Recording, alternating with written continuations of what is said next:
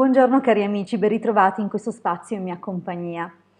Oggi volevo parlarvi di un gruppo Facebook, non è un gruppo a caso, ma è il gruppo dove il Marietto Veneziano e io, la Hildegarda, eh, condividiamo con voi quotidianamente cose interessanti, insomma, che riguardano appunto lo studio della radionica, della radiestesia, le sibille, l'astrologia antica nella chiave del Cinquecento, da cui appunto discende tutta l'astrologia lunare del Barbanera, per esempio.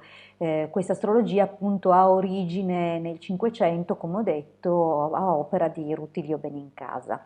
È un'astrologia poco conosciuta, nel senso che si conosce molto bene l'astrologia lunare, ma forse pochi sanno che appunto ha avuto origine in quegli anni, direi in quel secolo, e che è stata tramandata e poi ripresa da successivi studiosi, tra cui appunto Tommaso Calvagna, lo Juvara, Filippo Davide d'Aquila e anche la sottoscritta che se ne occupa ormai da qualche anno. Non solo questo, anche tutte le piccole componenti della magia cerimoniale,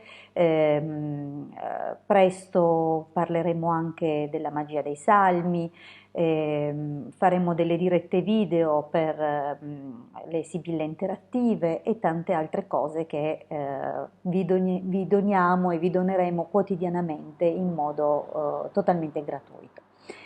Se vorrete sostenerci appunto nella nostra impresa e nel nostro tentativo appunto di diffondere le materie ermetiche, la magia cerimoniale, la Cabala, ogni tanto parleremo anche di quello, l'astrologia, insomma tutte le antiche arti riconducibili comunque alla matrice esoterica unica e saremo veramente molto contenti appunto di vedervi arrivare nel gruppo e di condividere anche con voi. È un piccolissimo video questo, costituisce un invito ad unirvi a noi su Facebook. Troverete il link per il gruppo nella descrizione sotto a questo video. Grazie per avermi ascoltato, un grandissimo abbraccio dalla vostra Hildegarda, a presto!